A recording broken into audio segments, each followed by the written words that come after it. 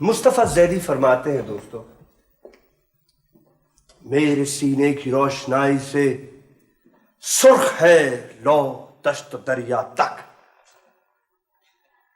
अनगिनत तानी फसीले हैं।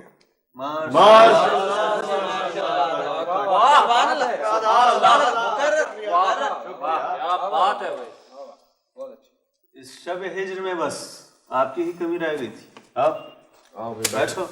आपने बुलाया और हम आ गए।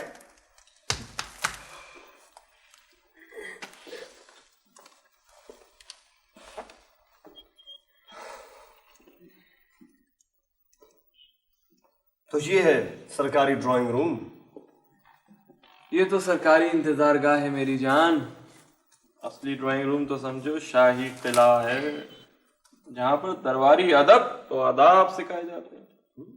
किला, वजीर बेइंसाफ आलम बना, बेगुनाहों को हाजिर किया जाए। बेगुनाह हाजिर है आलम पना। बेगुनाह तुम सबको सजाए मौत सुनाई जाती है। हमारा जुर्म आलम पना। जुर्म जुर्म बेगुनाही।